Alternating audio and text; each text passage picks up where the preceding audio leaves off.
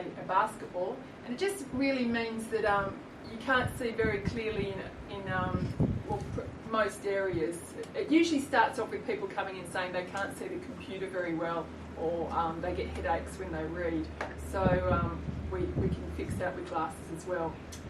And the fourth one is the problem, particularly as we're targeting ageing, is presbyopia, and that's when the small print, usually the phone book, they come in, particularly this year, the phone book is getting harder to read, and they're having to push things away to focus them. And we just get some reading glasses to restore that. It's all due to the lens inside the eye, that part I showed you before on the picture. It's becoming less flexible. It's not on autofocus anymore. It's not able to accommodate at the close range. The second area we check is contrast sensitivity. Now this is important in falls because it's how clearly people can define shades, patterns or edges. Things like steps. Are you able to see the edge of the step or not? Those changing floor conditions, such as a rug on the tiles, can you see the edge of it? That sort of thing. And that's all affected by lighting. So I notice, I know that that's a very common problem in falls, that people don't have good contrast sensitivity and it can cause a fall. So the reasons that people have a decrease are usually, as I said, age. Eye diseases such as cataracts, which are very common. Most people over 65 have a bit of cataract. Macular degeneration, the leading cause of legal blindness now in Australia, and diabetic retinopathy. So what is a cataract?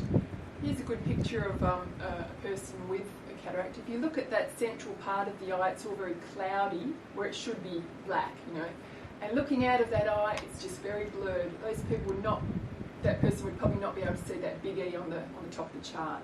It's usually a gradual loss of vision, common after 60, and it's related to lots of things, UV, the ageing process, and sometimes medications, diabetes, and it just requires surgery. The cataract operation is the most successful operation in the world. It's a day surgery procedure. They just take out that lens, that foggy lens, with a micro little incision, and insert a little intraocular lens, and bang, people can see again. And often they can actually see without glasses, which is fantastic. Okay, age-related macular degeneration. This is when that very central part of the retina, the part that when you're looking at me, it's responsible for this central part, it deteriorates, it breaks down, and it especially affects things like reading, it causes distortion. And there's two types, wet and dry. Now, most people have the dry type, and unfortunately there's not much we can do about that at the moment, but it does happen very gradually. Or the wet type, when people instantly lose their central vision. If we get those people to an ophthalmologist, an eye specialist, quick enough, they can inject a drug that drains off the blood and restore some of the sight. Okay, here's a picture of the retina. This is a retinal photograph showing, you can see all the blood vessels coming out of the optic nerve. If you look at that yellow disc, that's the optic nerve, okay? If you go a little bit to the right, I think it's your right, there's a dark patch, a little sort of quite a large round dark patch. That's the macula. Okay, so in macular degeneration, this person would not be able to see the big E, and they would not be able to read even large print, I'd say, from the extent of damage done to their macula there. Okay, diabetic retinopathy. Now, a lot of you who have Indigenous people in your regions, unfortunately, are prone to having diabetes, and there's a lot of lost vision due to diabetes. Okay, it's because the blood vessels are damaged, the blood sugar goes out of control, and it's one of those ones that if we can control the diabetes, we can reduce that blindness, but it does require regular review. So here's a diabetic retina. As you can see, it's a bit of a mess. There's blood vessels that have leaked, especially if you look at that top, the top of the retina, all those blood vessels are leaking. There's those yellow spots which are exudates or waste products. These are all blotching the person's vision. So they're having blotches of red or just grey patches in their vision. So you can imagine that would cause falls. Okay, the third area is your visual field. How much side vision do you have? If you close one eye, you've usually got about, it's like shaped like a pear, basically, on one side. Close the other eye, about the same as a pear again. And you've got a blind spot. Each eye has a blind spot. But when you've got both eyes open, one covers the other, so the blind spot's not a blind spot. So that's great when you've got two clear eyes. But if you have someone who's only got one eye, they've usually got a blind spot, and they have got a blind spot, sorry, and they can lose things, and it causes their mobility to decrease. Things like steps and objects on the floor, and doorways. If they've got reduced side vision, which is very common in an eye disease called glaucoma, they can run into doorways. Worse than this is if they're driving on a road and they're not able to see the side. They swipe things or weave over the road because they can't see the central line down the middle. So you can see that all aspects of mobility are affected if you have reduced visual field. So the things that cause this reduction are glaucoma, which I'll talk to you a bit in a minute, the CVAs, and those age-related conditions of the diabetes and the cataracts. Okay, I'm going to go through glaucoma. So this is a disease of the optic nerve where you lose your side vision. If you have a look at those pictures, the one above is normal vision, the one below, the person suffering glaucoma, you can see they've got like a tunnel where they can only see that central part. And it gradually, painlessly, not usually painlessly, reduces. It tends to run in families and common with age. And if we can catch this eye disease early, we can treat it with special eye drops that stop it from getting any worse. There's a big link between glaucoma and falls, as you imagine. If your visual field is reducing, particularly in this lower part, you can't see the step, or you can't see what things are happening down there on the ground, and you can have a fall. So glaucoma is definitely indicated in falls. So the important thing is that people have their eyes examined regularly, particularly those ones who have got those eye diseases mentioned, the diabetics, those with cataracts, macular degeneration, and glaucoma. To go to an optometrist, you don't need a referral from a GP. You can just walk in with your Medicare card, make an appointment, and be seen usually quite quickly. There's 3,000 optometrists in Australia, and so there's usually one on every shop corner in the city, but I know in rural areas it's a bit harder, but there's usually an optometrist in regional towns, or that visit at least once a year, or usually twice, to the smaller areas. So I'd encourage you to, if you're looking after people with those problems that I've mentioned, encourage them to have their eyes tested. Most of the time it is covered by Medicare as in bulk billed. They don't even have to pay. There is the odd optometrist that chooses not to bulk bill, but they still get a big rebate back, and it doesn't cost that much. So that's very important. Okay, optometrists, we look after eyes. That's our job. Provide that comprehensive visual examination. We're trained to detect and diagnose those eye health problems. We prescribe and supply glasses, contact lenses, and those eye coordination and focusing problems. We've been trained at universities over East, unfortunately, there's not one in WA, but we're trained to look after all those things and to look after people's eyes. So, yeah, that's the important thing. So I just want to encourage you to make use of your local optometrist, and hope you have good vision for your life. Okay. Thank you, Robin.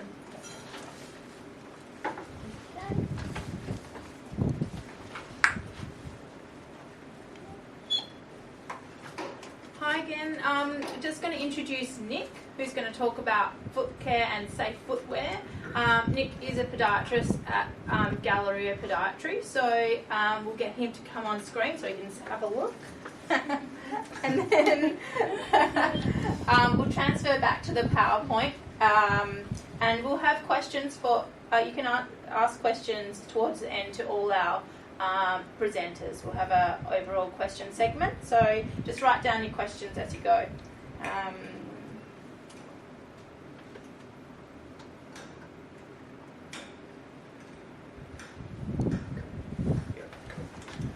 Okay, morning guys, and thanks for coming.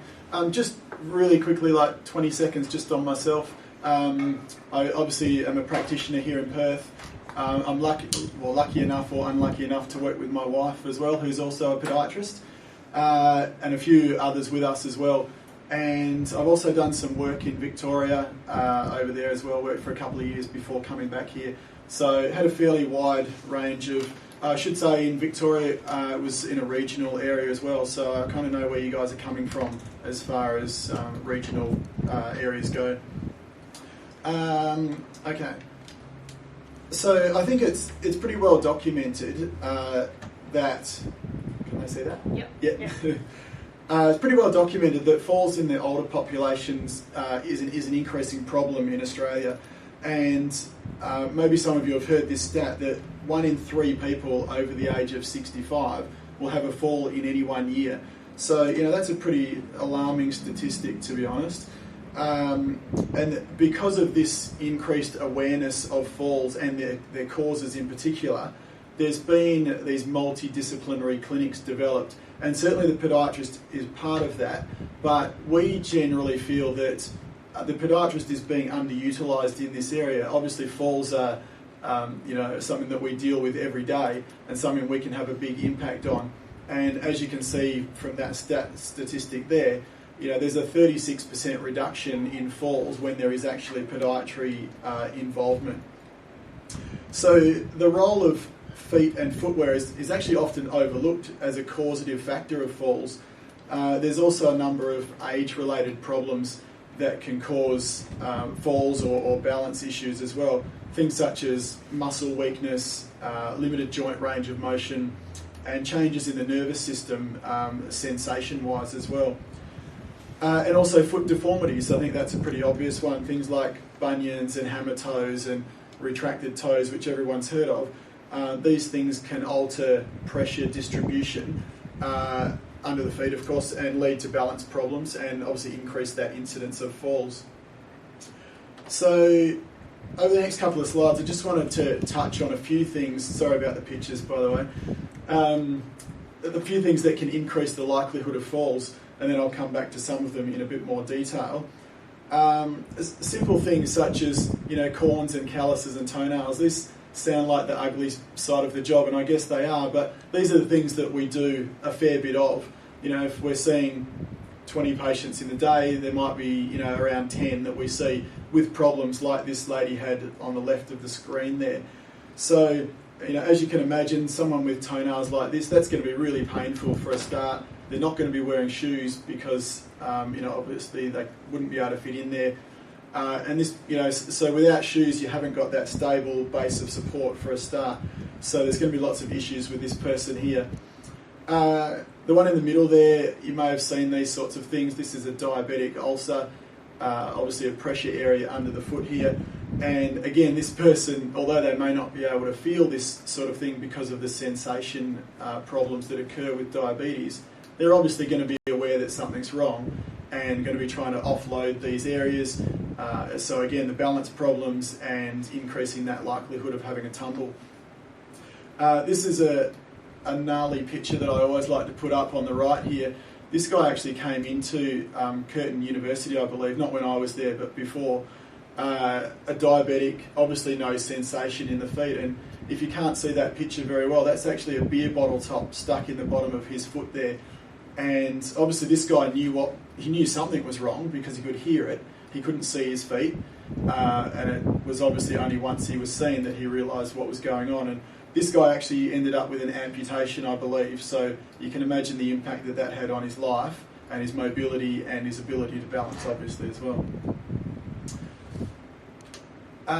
Joint range of motion is also a big issue, particularly with the elderly. You know, if joint range of motion is not optimal, the feet don't function effectively or efficiently, and this leads to an unstable gait pattern, and it, again, increase that likelihood of falls. So your podiatrist has a number of modalities available to them. You can see here joint mobilisation, joint manipulation, and if I flick to the next one, the obvious things with muscle stretching and strengthening as well. Just keeping in mind that there's 33 joints in the feet, 107 ligaments, and I think about 22 muscles or something along that. So it's a really important area to work on. But I should say that most of these issues with corns and calluses and pressure distribution, range of motion, can all be improved significantly with the use of, it doesn't have to be a customised orthotic, but some sort of orthotic insole in the shoes, and of course supportive footwear that goes with it. So this, as Robin said before, the optometrist prescribes and supplies glasses, whereas we prescribe and supply orthotics, and this is what we do to help people. So you hear good and bad things about orthotics, but generally they're really good at redistributing pressure, getting the feet functioning better, and providing that solid base of support, which can improve balance and reduce the likelihood of falls. Okay, so just coming back to a few things, there's a number of foot problems that we face as we get older that can lead to increasing the chance of falls, and I think the most important one, or the most obvious one, is immobility. So as we get older, we get less flexible and the feet get more rigid, particularly with conditions such as osteoarthritis, rheumatoid arthritis as well. And also the muscles in the feet become weaker. So it's important to manage these factors with good supportive footwear and possibly the orthotic side of things as well, which, as I've said, improves that stable base of support for people. I touched on the corns and calluses already, but here's another example of someone that would have been in a fair bit of pain.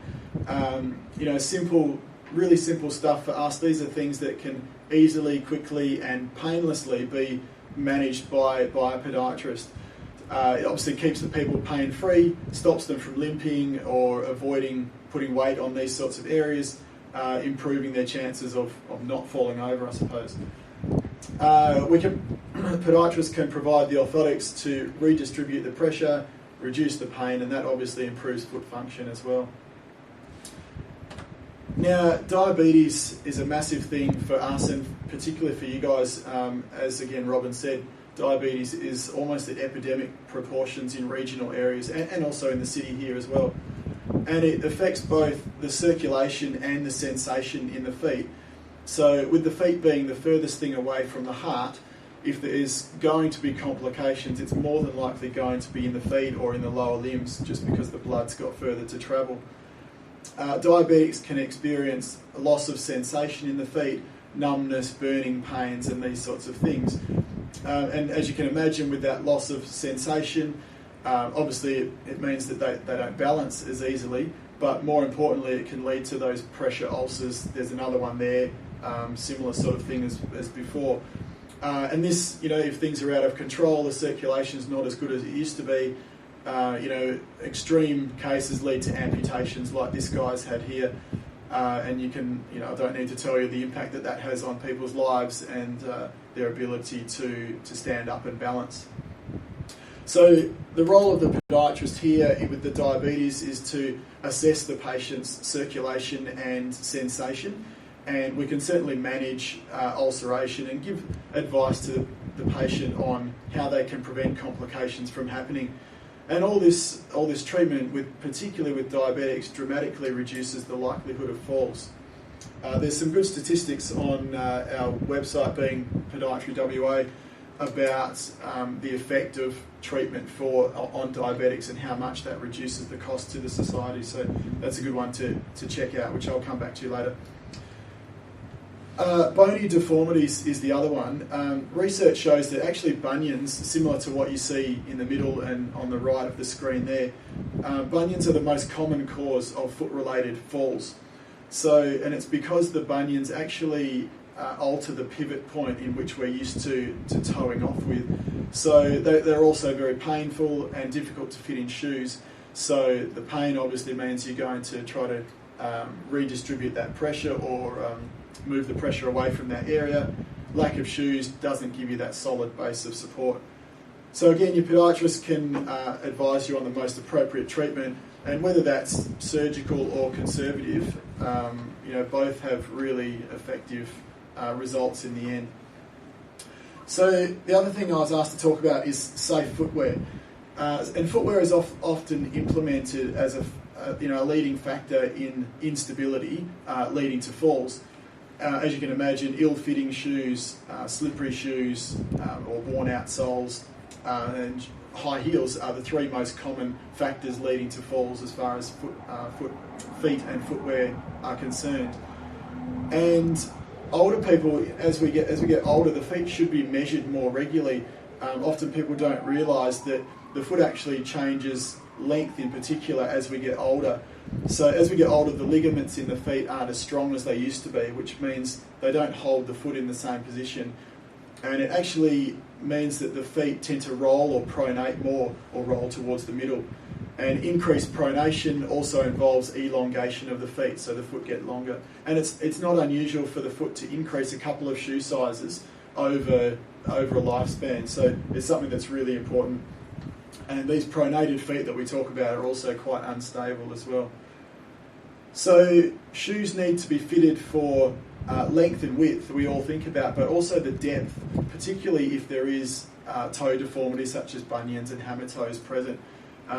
If the shoes are rubbing on top of these sort of areas, that leads to corns, calluses, but more importantly the ulceration that can lead to the amputations down the track if things don't go their way. So it's really important as we get older that we have a shoe that holds the foot firmly in place and gives that adequate support. And it's really important to check the condition of the shoes as well. As you can see with this one here, it's probably not the best example of a good set of shoes.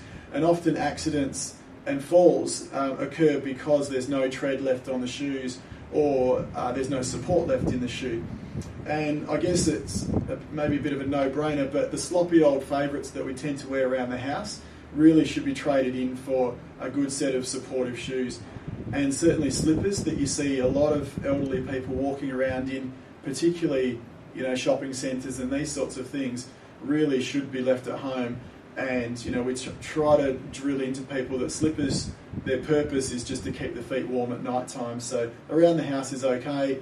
Down the shops, out and about is probably not the best idea.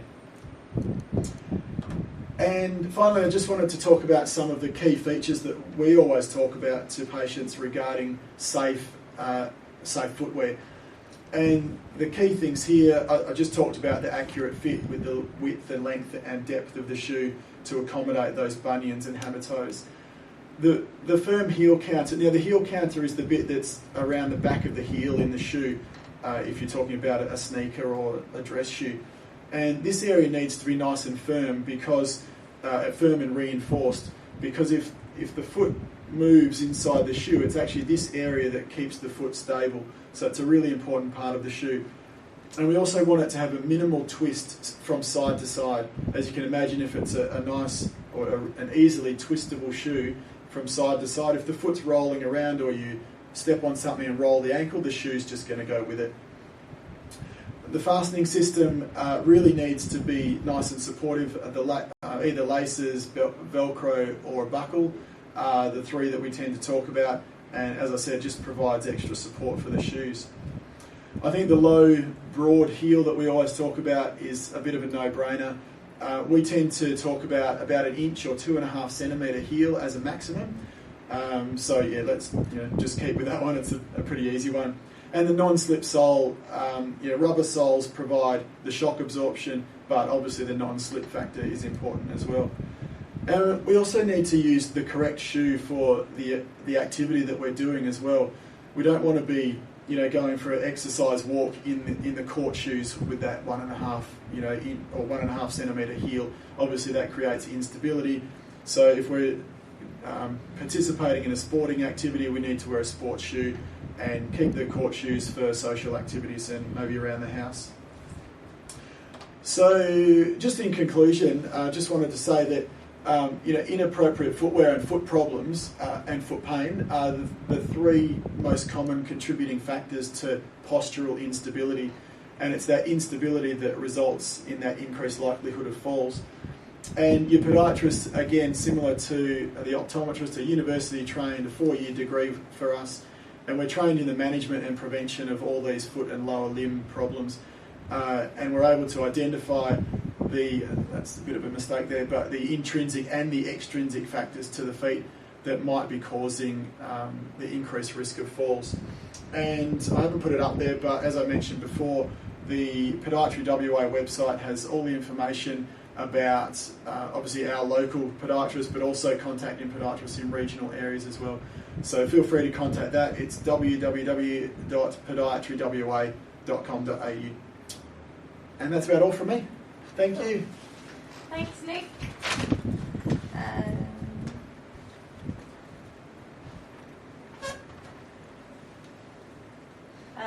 I'd now like to introduce Sarah, who's going to chat about healthy eating, which lots of people don't think about in terms of falls. Sarah's going to concentrate on how to eat on a budget, which is really important, especially for the older population. And yeah, we'll go from there, and once again we'll have questions at the end. So here is Sarah. Hi everybody. Just going to transfer. Hi. Oh, that didn't work. Okay.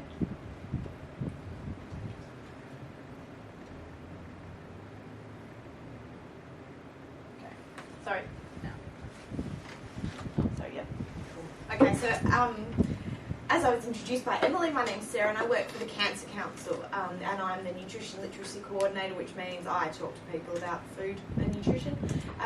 And one particular program that I run there is called Food Sense, and that teaches people how to eat healthy and on a budget. So the step number 8 for Stay on Your Feet is in eating well for life, and there are numerous reasons why a healthy diet is important for injury prevention and general health and well-being as you get older.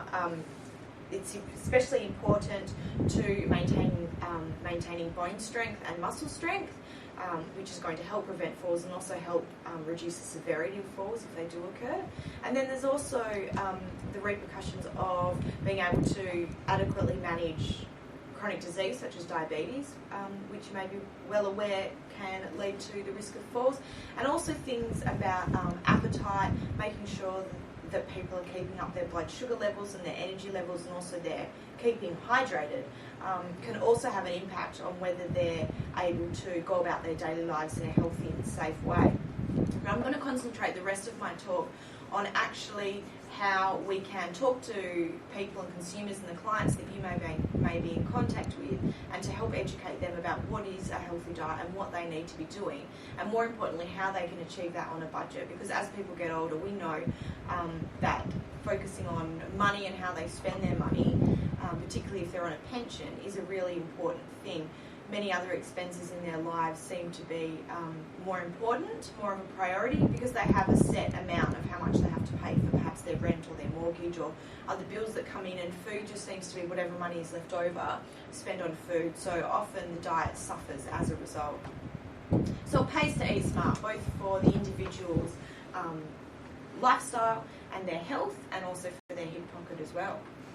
So we know that nutrition in Australia is pretty poor. It's not as good as it could be, considering how much we have available to us. More importantly, we know that adults, and older adults in particular, aren't eating enough fruit and vegetables. And part of this reason, I think, is because of this assumption that fruit and vegetables are expensive. And this is something that we really need to counteract, because they are such an important part of the diet, and it help to control and prevent chronic disease as well. So the main reasons, I guess, are to reduce the risk of overweight and other chronic diseases, but there's also going to be immediate benefits as well that people feel when they have eaten 3 solid meals a day and by meeting their nutrient requirements. They're going to feel more energetic, they're going to be less prone to having headaches and those sorts of things. So there are both immediate and long-term benefits for a healthy diet. So the dietary guidelines for older Australians include eating a wide variety of nutritious foods, and I think this is really important because as people start to get older, they tend to be very stuck in their ways of the types of meals that they do have. especially when they can work out that they might be able to live off $30 a week with groceries. So they will tend to keep buying the same foods because they know how much they cost, they know that they like them, they know that they're easy to prepare, they know that they can prepare them. And for those sorts of reasons, variety seems to suffer. And it's really important to make sure that we do get a variety of foods because obviously different foods are going to offer us different nutrients. So by limiting this, they're going to be limiting the range of nutrients that are available to the body. And also keeping active is important. I think this is the first step for staying on your feet. And it's really important, it goes hand in hand with eating healthy because it can help to maintain your muscle mass, a healthy body weight, and also your bone strength as well. So it's not just about eating enough protein and eating enough calcium. You also need to be doing that physical activity to reinforce those muscles and those bones. So here's some benefits of physical activity. So they are numerous, and as I said, they do go hand in hand with a healthy diet. It's important that people, especially older people, do eat at least 3 meals per day. I think this often suffers with appetite decreasing, and as people lose loved ones and support of those around them, perhaps if they're losing partners, they don't feel the need or the motivation to cook or to take the energy to prepare foods as they may have once done, and that's where meals start to lag. But we really do need to be eating 3 square meals a day to make sure that we get the right nutrients every day. And there are numerous things we can do to help this situation. Mainly, I think the most effective way is to find support and social reasons for eating during the day, whether it's social clubs or those sorts of things where people can get out and about, meet other people and enjoy meals as a social experience as well. I think that's really important. Caring for your food, preparing it and storing correctly is, I guess, one of the really basic nutrition concepts, and people tend to assume that it's common knowledge to store foods in the fridge, not only to reheat leftovers once, not to reuse rice, though storing meat correctly in the fridge at the bottom. But people at homes generally don't look after their food as much as they need to, and as you get older, your stomach becomes a lot more sensitive to bacteria, and older people are a lot more prone to food poisoning, which can lead to them being quite sick and lethargic and generally not being very well. So it's important that they are looking after their foods properly. The main causes of food poisoning, as I said, are actually in the home. Most people, if you ask them and said, where do you think most food poisoning occurs, they would think of the dodgy Chinese restaurant down the road or something like that. And most people who do experience food poisoning will blame food that they have purchased from somewhere, when in fact most of the time it is how it was stored or cooked in the home. It may have been contaminated or not kept at the right temperatures or those sorts of things. The 5th guideline is to eat plenty of fruit and vegetables. So as I said earlier, most people aren't eating enough fruit and vegetables, and the recommendations are 2 serves of fruit and 5 serves of vegetables. For an older person who may have decreased appetite, if they're less active, they are going to have decreased energy needs as well. It's really important that fruit and vegetables do make up the bulk of the diet. So it's important that we address the availability of fruit and vegetables, particularly if mobility and access is an issue, whether it's because they can't leave the house as often as they'd like to. Perhaps they need a hand with shopping, or perhaps in some rural areas they might not have the access to sufficient fresh fruit and vegetables. But it's important to reinforce that canned and frozen fruit and vegetables are often just as good as the fresh stuff. So if shopping if people can get assistance with their shopping, they can have stockpiles in their freezer and in their pantry, so that there's always something healthy and available for them to eat. A serve of vegetables is half a cup of cooked vegetables, a medium potato, or a cup of salad vegetables. And that might seem like a lot if somebody with a decreased appetite needs 5 serves of that a day. So it's important that it needs to be spread out throughout the day. So while vegetables may not be commonly eaten at breakfast time, it is good that you get enough serves at each meal so that it's not left all up until the evening meal to be eaten. So we've got to have cooked tomato and mushrooms with breakfast, baked beans count, having salad in your sandwich at lunchtime, and then some cooked vegetables at dinner is how you can space those out over one meal. Serves of fruit are a lot easier to measure. It's simply medium piece of fruit, 2 small pieces, or a cup of chopped or canned fruit, or a cup of grapes. And I find these are best incorporated as snacks throughout the day, and they can be used to replace more favoured items such as biscuits or cake that often get eaten at morning tea time and afternoon tea time for a bit of a sugary pick-me-up. But as you know, these foods are going to be quite energy dense, and they're no good if your clients are managing chronic disease such as diabetes or heart disease. It's going to be far more healthy for them to be having fruit instead. Eating plenty of cereals is important. I find that most older people are okay with getting enough carbohydrate, and basically because these are one of the cheapest food groups as well. So generally they are getting enough, which is good. And making sure that it's whole grain varieties is another way that we can encourage good diets. Diets low in fat, and particularly low in saturated fat to be encouraged, and that's to decrease the overall energy intake, to make sure that because of decreased activity and energy needs we're not becoming overweight, and also reducing the risk of heart disease through those saturated fat, which mainly comes from animal fat sources.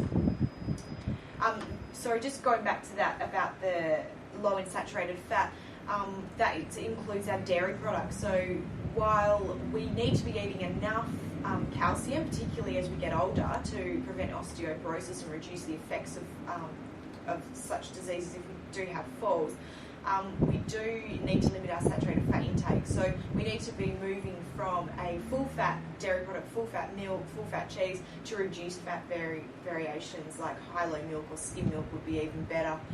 Reduced fat cheese, reduced fat yogurt, and replacing those in the diet.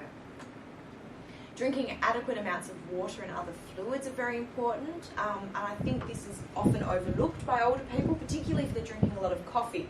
While tea will counter your fluid intake, coffee can also dehydrate you, so it can kind of negate the effects of the water consumption. And it's really important for older people to keep well hydrated, mainly in terms of it can help their concentration and feeling dizzy, and it can also lead to falls. Drinking alcohol is a bit of an obvious link to falls, and we are finding that older people are drinking quite a lot of alcohol in the community, particularly in rural areas. So limiting intake is obviously recommended, and there are various reasons, health, chronic disease and falls reasons for that. And the next point is to choose foods low in sodium and to use it sparingly. Includes food high in calcium, like I've already mentioned, so mainly that's going to be your dairy products, but it also does include green leafy vegetables. They're quite good sources, and also some nuts and other fish sources. So that just goes to show that if you do have a wide and varied diet, you are going to be getting these extra serves of calcium and other nutrients in. Using added sugar in moderation, so that would go towards things like not putting too much sugar in your coffee and in your tea, and also those sugary cakes and biscuits, which tend to be favoured morning and afternoon tea snacks. And that information fits into the healthy eating pyramid. So even though older people might have decreased appetite, their serving sizes will decrease. They still need to be eating in these proportions. So the diet needs to be mainly plant foods, fruits, vegetables, breads and cereals. And by eating a diet that does follow this pyramid shape, if they also spent their food money according to it, they would end up spending less money. So we should be spending most of our money on the food that we should be eating most of. But because of how foods are priced, we end up spending more money on eat moderately and eat least foods than we do on the eat most foods. And this is because things like meat is quite expensive in Australia, and our eat least products, so our takeaway foods, packaged cakes, packaged biscuits, soft drink, alcohol, is all quite expensive, but we like to eat a lot of that as Australians, so we spend a lot of money on it. But we only need to be eating red meat 3 times a week, and it only needs to be the size of the palm of your hand. So we could get away with spending $4 or $5 on meat a week and be meeting our iron intake. So it doesn't need to be cut out altogether, it just needs to be eaten in smaller proportions, and we need to bulk up the rest of meals with fruits, vegetables and breads and cereals, which are the cheapest food groups. So they cost about $2 to $4 a kilo. So we do get better value for money spending like that. And just as a bit of proof, there's a shop I did at IGA, and I spent $100 according to the food pyramid, so in those proportions.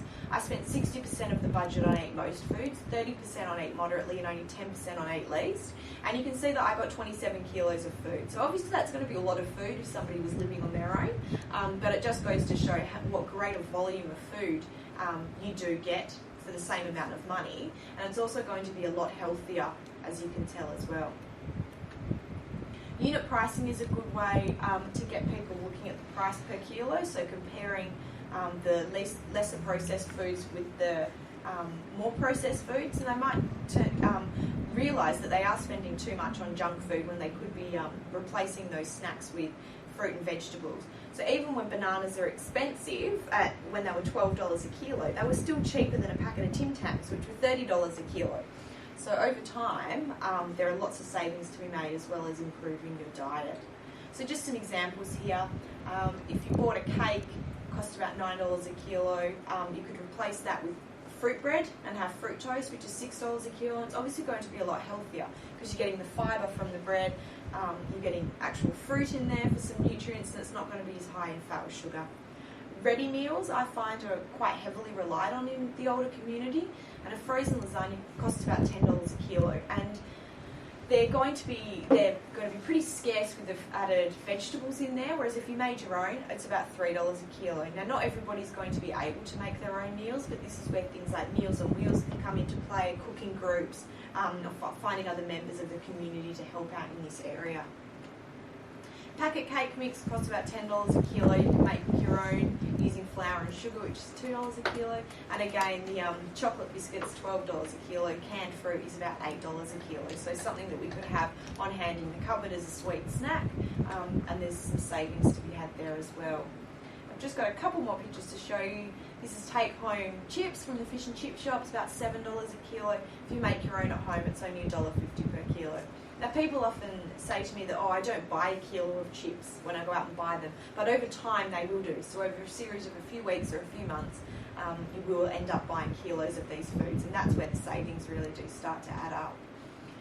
Sweetened cereals and the more processed breakfast cereals tend to cost the more, and they're going to be higher in sugar and they're going to be higher in sodium. The most healthy breakfast cereals are the least processed ones, and they're the Wheat Bix and rolled oats. Pizza, this is another example just of how much takeaway food is more expensive compared to making your own. You've obviously got more control over the quality of the ingredients that you put in there as well. So this is that was the 10-plan activity, and what you can do is you can get your clients to actually work out what they should spend their food money on. So get people to identify how much money they do have to spend on food, and you might be surprised that most people don't realise how much they have to spend on food. They just spend whatever they've got left instead of dedicating a certain amount, which I think is important. So getting clients to work out how much they do have to spend on their food money, and then working out the proportions, so spending 60% of that on Eat Most, 30% on Eat Moderately, and 10% on Eat Least, and you'll find that they'll end up with a better variety of food. They'll end up with more fruit and vegetables and a healthier diet overall. And because they're spending more money on cheaper foods, there's savings to be had there as well. Meat often comes up as something that's expensive, and I know that a lot of older people avoid eating meat, and it's not because they don't want to, it's because they feel like they can't afford it. But there are lots of things that we can do to try and encourage the consumption of meat in the community. And this is going to, the importance of meat, I guess, is mainly about protein and iron. So it's going to help maintain muscle mass and the energy associated with having enough iron as well. So we can add things to our meals to make them go a bit further. So we can add lentils to mince, add beans and lentils to stews, just generally adding more vegetables. Instead of having a meat-based dish, have a vegetable-based dish with a bit of meat in it. Using egg in place of meat, so having omelettes and frittatas and things like that as a main meal, and feeling that it's okay to have that as a main meal, that you're not cheating or you're doing yourself a disjustice.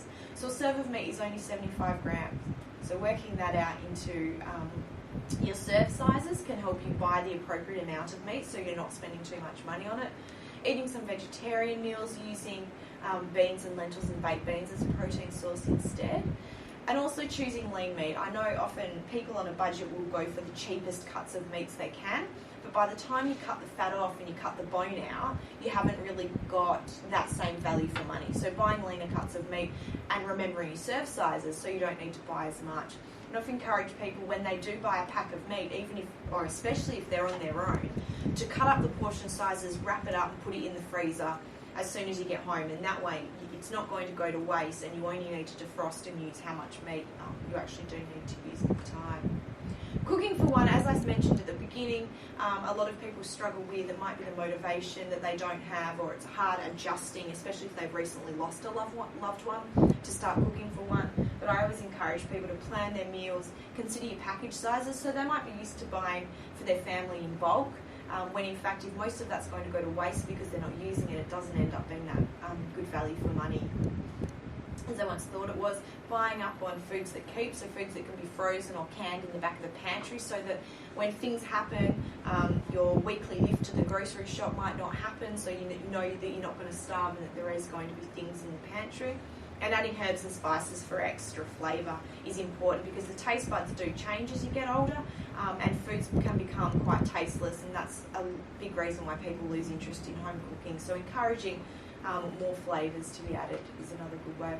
And also not feeling like, because you're not cooking a full meal from scratch, doesn't mean that you're not feeding yourself properly. So some really quick and easy things like a baked potato with vegetables and cheese on top, grilled fish with veggies, a stir fry with some meat and veg, or even toasted ham, cheese, tomato sandwich, or an omelette with some leftover veggies are really quick and easy things to do. They can be quite filling but still really nutritious at the same time. And I think best of all, they save on the preparation time and the washing up as well. So if you'd like more information or you'd like to refer your clients on, you can visit foodsenseprogram.com.au, or you can contact a local health promotion officer or nutritionist in your area from the public health unit. Most of them nowadays have been trained in Food Sense, or at least are aware of the program, so you can refer you on. Good. Thank you very much. Thank you, Sarah. We're going to go on to some questions for the presenters if we have any. So I'm just going to change back. So if you guys want to come and sit around here.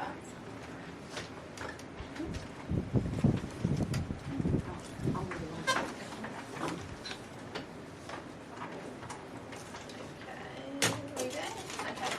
So you guys are up in that corner, so just shuffle in. Yep. We'll zoom out. So we've got Nick, Sarah and Robin. If you have any questions, this is probably a good time to ask. And then we'll go into a short case study which you all should have been sent, but we'll discuss it in a second. So any questions, go ahead.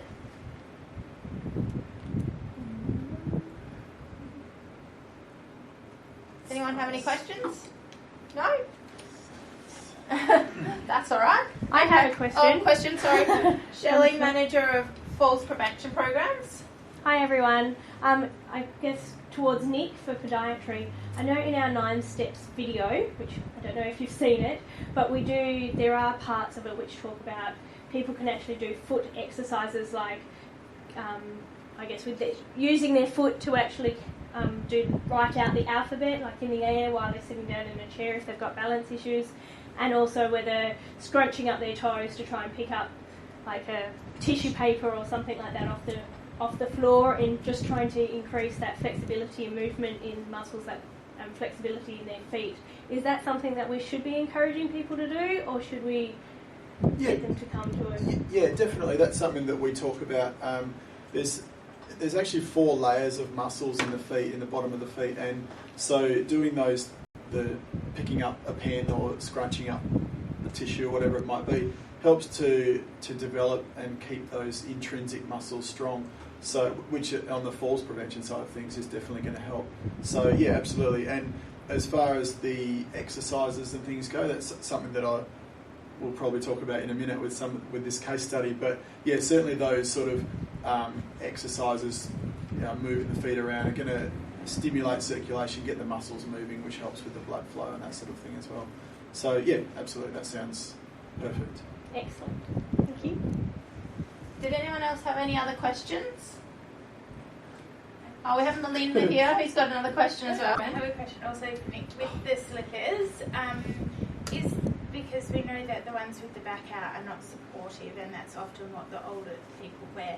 But you showed one on the screen that's got that support on the back. Yep. Are they the ones that you're saying would be suitable? So they were the ones you would tend to recommend if they want to wear slippers? Yeah, that's right. That particular one that I showed earlier is a brand called Dr. Comfort, which are actually a diabetic footwear range. So yeah, that does actually have that firm heel counter around the back. Even still got the sheepskin lining and all that sort of stuff, but yeah, it is much more supportive. So yeah, that's why I put it up there. Beautiful. Okay. I have a question for Sarah. Are you telling me that I can't reheat my rice? Yes. Did you mention that? Yeah. Yes. Why? I do that all the time. You can reheat rice once from when you've cooked it, as long as you put it straight back in the fridge, so you can't let it cool down on the bench. Okay. All right. You can reheat it once, but once it's been bought from if you've bought it cooked from a shop, I wouldn't reheat it at all, because there are certain strains of bacteria that are really active in rice, and people often think that because rice is plain, it's quite dry when it's cooked, that there's nothing harmful in it, but it can actually be one of the leading causes of food poisoning. So particularly with older people, I just recommend just not doing it at all, and just cooking what they need at the time. Whereas sort of younger people, younger adults and families, you will get away with reheating it once, but definitely no more than that. Very interesting. Yeah. So we'll just move into the. Sorry, does someone have a question? Oh, I was just going to ask Sarah as well if she could highlight again some foods that are high in calcium other than the dairies. Yeah, so most nuts are also a source of calcium. Green leafy vegetables, and I think oranges are as well. So they're not obviously they're not going to be as high as dairy products, but by including them in the diet as well, it's just a good way to increase them. Yeah.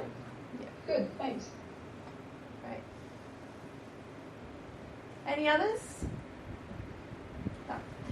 Okay. We'll just go to the case study for you to have a look at if you haven't seen it already, and I'll go through it.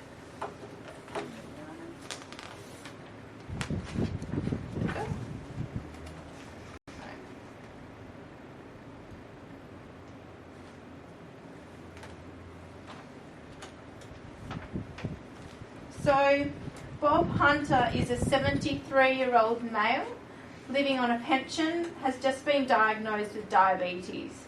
He is overweight, has limited support from family members. He lives on his own after his wife passed away 2 years ago, and is living in a house they own for the last 35 years. He wears glasses and has cataracts. Bob regularly wears thongs and complains of a tingling sensation in his left foot.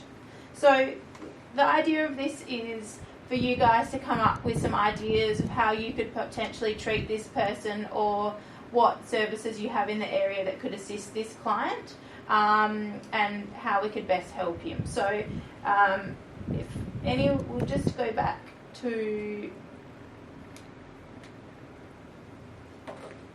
seeing our presenters. So if anyone who's LinkedIn wants to suggest any ways that they could assist this client, that'd be great. Anyone have any suggestions? No? Okay, we'll start with Nick then, maybe. In what? So he's obviously got some foot issues, but maybe he's low in funds. So how could we assist him in a podiatrist sense with? Well, one thing that I probably should have mentioned when I was talking is the Medicare program as well. I think you guys are probably involved as well with the enhanced primary care plan. It's been massive for us in the last 4 or 5 years since it was introduced, and what it allows is it's a referral base from the GP, from the patient's GP, which allows access to podiatry under Medicare. So it means that a lot of people will bulk bill, some will charge a small fee on top of that. But yeah, it does allow patients who are lacking funds to being able to access these sort of specialists at not a lot of cost. So I think even the out-of-pocket fee is about $9 if people are not bulk billing. So that's certainly the best way. I should just say that to be able to access that referral, you need to have a chronic illness as well, so diabetes, heart disease, osteoporosis, whatever it might be, but a long-term chronic illness, which is includes a lot of people, so it's really been something that's accessed really well in the last few years. So certainly that's the best way for people with lacking funds to be able to access these sorts of specialists, I think, as well as your private health insurance as well. And also he is wearing thongs, and so obviously we've discussed the fact that that's probably not an appropriate footwear. Have you come across any ways of trying to talk about changing footwear as a strategy? It's really hard to convince people to do those sorts of things. Obviously, he's 73 years old, he's been doing it for a long time probably, but it's more about trying to convince them of the dangers of wearing thongs, with cracked heels, ulcers, just the lack of protection for the feet, particularly with the diabetes, the lack of support, getting back to the whole falls issue as well. Mm-hmm. So a lot of it is just trying to convince them, and it's hard. People don't want to change old habits, I guess, but if we can talk to them about those sort of things, hopefully that'll change their mind. Sure. But they've got to want to do it themselves, is what I'm getting at. Yeah. Sure. Also, he's complaining of a tingling sensation in his left foot. Yeah. So could you give some ideas? Yeah, more than likely, the tingling sensation it's diabetes related. If he's just been diagnosed with it according to this, but maybe he's been undiagnosed for a while as well. So certainly the tingling feet is something that it's one of the common symptoms, I guess, of long-term diabetes. So it's a tough one, and the most important thing for him would be to control the sugar levels, because that's what causes the damage, is the high sugar levels. But also, as we just talked about before, little exercises that, particularly things where you are, circular movements of the feet, pointing the toes, and really basic stuff when you're sitting down. The pointing of the toes and the moving the feet actually stimulates the calf muscle, which is the one that pumps the blood around to the lower limbs. So if they can be doing some simple stuff like that, it's really going to help with the circulation, which helps with this sort of tingling stuff as well. Massage and these types of things can help a little bit as well. And people sometimes talk about the circulation booster. I don't know if you guys would have heard of that, particularly in rural areas. You probably have. Someone looks like they know what they're talking about down there. It's something that we don't tend to recommend too much with diabetics, just because of the electrical stimulation. They may not be able to feel what's going on at the bottom of the feet. So it's a little bit hard with diabetes, but it does. The theory behind it actually works. The theory's been around. The physios have been using it for years with the TENS machine. So the idea is that it sends an electrical impulse into the muscle, which stimulates the muscle to contract, which then helps to pump the blood around the body, or around the lower limbs particularly. So that's something that's a bit of a grey area at the moment, but certainly worth considering as well. Yeah. But certainly exercise and controlling the sugar levels are the two big ones. Fabulous.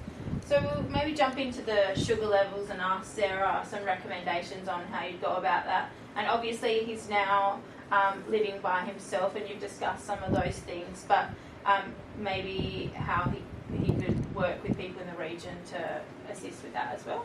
Yeah, definitely. I think there is a lot that he can do, and given that he's just been diagnosed with diabetes, but given with the foot tingling, he may have had it for a while. If it's sort of recently developed, there's a really good chance that if he is the sort of person who's dedicated enough, he could actually reverse the diabetes. Because he's got it at 73, it's obviously a lifestyle. He's got it from a lifestyle disease, so being physically inactive and having a poor diet. If he is fit and able enough to increase his physical activity and improve his diet enough, he could actually reverse that. But as a more, common outcome, he will maintain it so that the diabetes doesn't get worse, and that's going to be the priority for most people. He's also overweight, which needs to be addressed as well, because that's going to contribute negatively to the diabetes. It's going to affect how the insulin that he does have and his medication, how that's actually used in the body. So getting that out of control, and it's also going to prevent further chronic disease, which he's obviously going to have a big impact on him if he was to get further disease. Because he doesn't have very much support from his family members, it might be an issue. So he's going to need, first of all, to see a nutritionist, so the public health nutritionist from the local area. And I'd probably also recommend contacting Diabetes WA and finding out when they're having a session in your regional area as well for him, because he would really benefit from learning about diabetes and how to manage his diabetes. It's most effective when people have first been diagnosed, because hopefully they've had sort of the shock enough to start to reverse some of their poor lifestyle habits. Now, as I said, because he doesn't really have much support from family members, I think it's important that he gets into some sort of social cooking group or something like that. If there isn't one already in the area, you perhaps might want to look at getting one established for older clients in the community, because they do, they benefit a lot from those sorts of activities. And it's not just the nutrition outcomes, it's the confidence in the kitchen, and it's also that positive rapport of having social interaction with other people can help their confidence a lot, and give them a better, understanding of their own disease, and give them more confidence that they can actually do something about their diseases as well.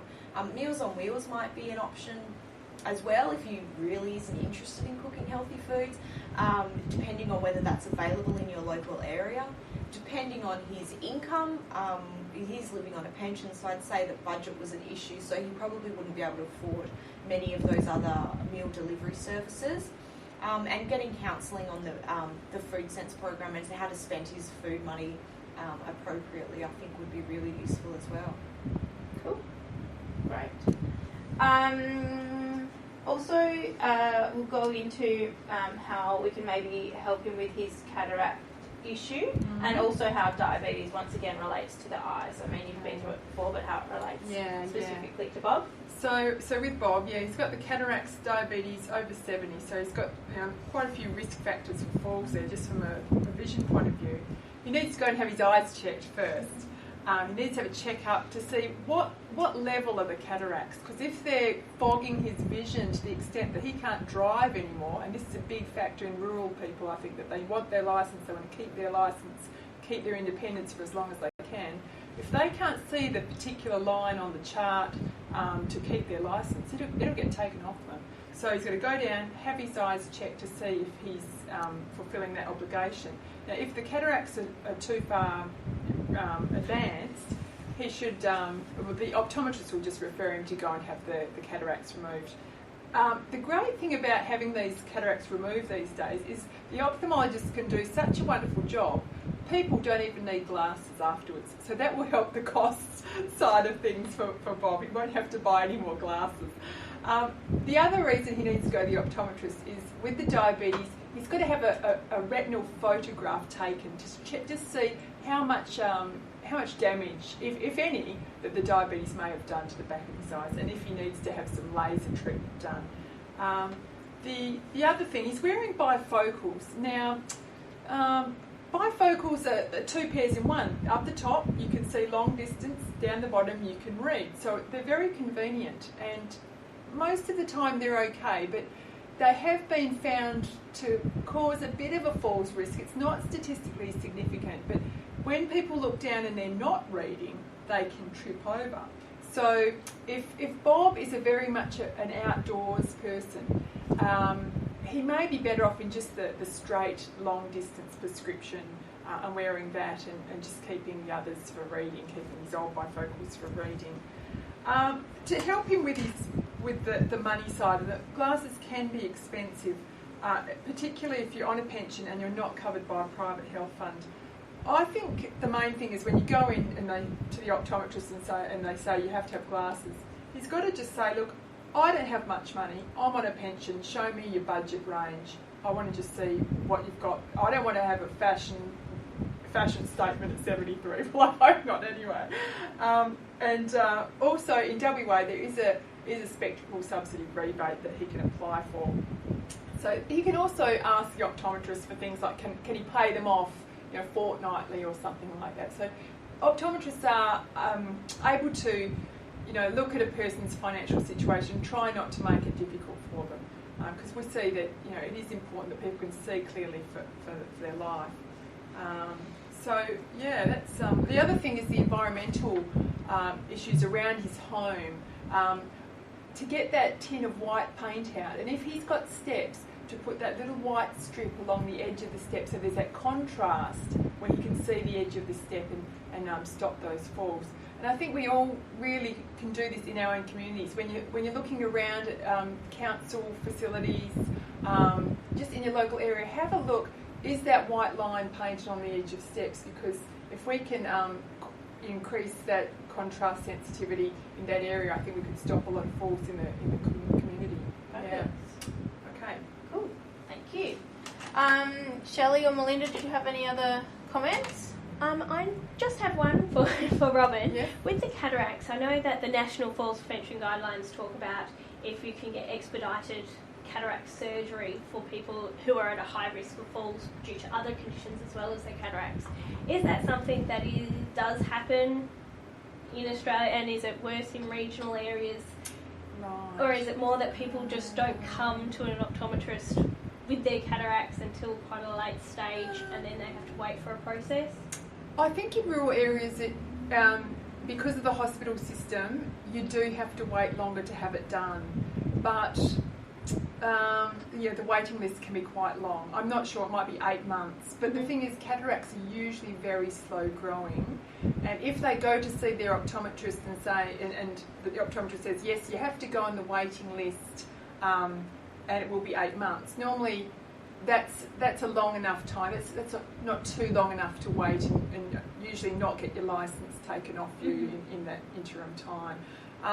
But hospitals have their waiting lists, and it's only the ophthalmologist, the eye specialist, that can actually say, yes, this person can jump the queue or not. It's not the optometrist who has that right.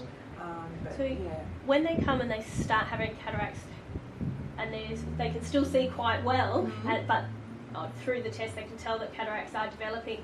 Do they then get put on the waiting list, or does it get to a certain point and then they have to go on the waiting list? B, yes. Okay. They have to wait till it gets to a certain point, yes. But they should still be able to get in the time frame before losing their yes. vision too much to we usually, driving. That's right. If they've been going regularly, we can sort of map the deterioration and judge when it's time. Yeah, because some people have cataracts and they never actually get worse. Yeah, they just stay the same from 65 till they die. So that they're ones that if they're that kind, we won't worry about the waiting list or referring them. We'll just monitor them. So yeah. Thanks, Robin. Right. Cool. Well, I think we'll go. 1 second. I'm just going to get mine. So I'm just wondering if anyone else out there wants to chip in and say anything else they would do in their community, or any special programs that they're running that could assist this person. 1, 2. Okay. So obviously these are great things that these services provide.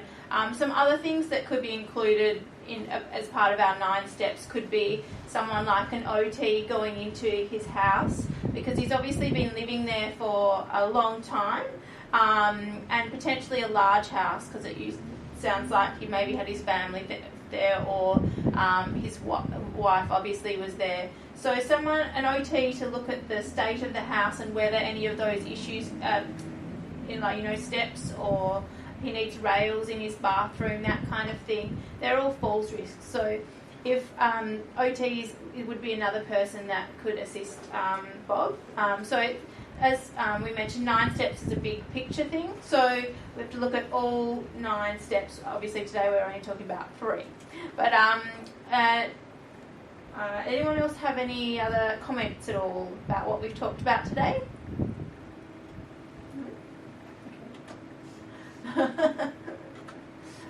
Okay. Well, I'll just talk about. I'm just going to transfer to our PowerPoint again.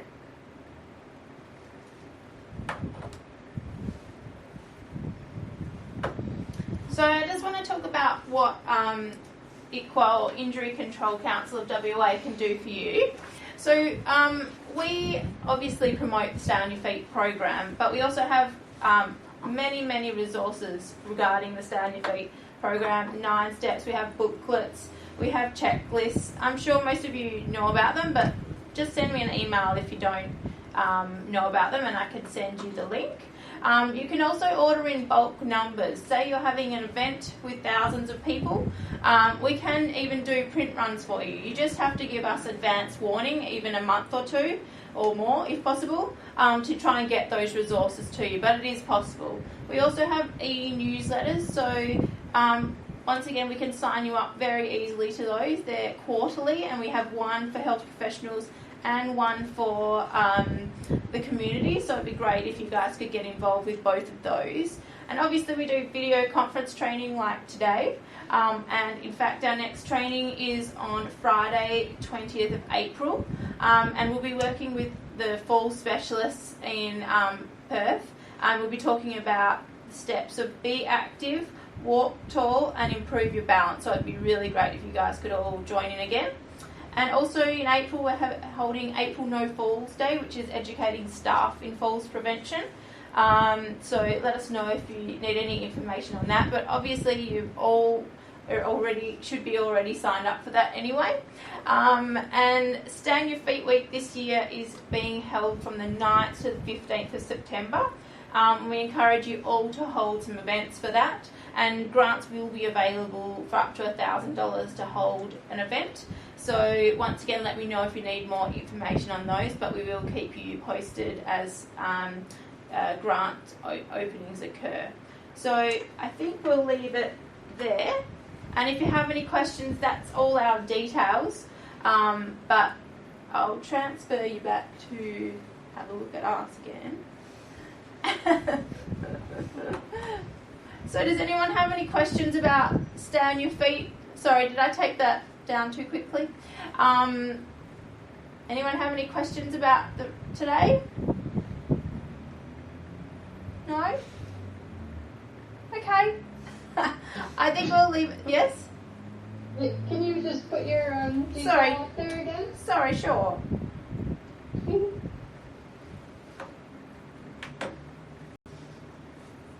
There you go.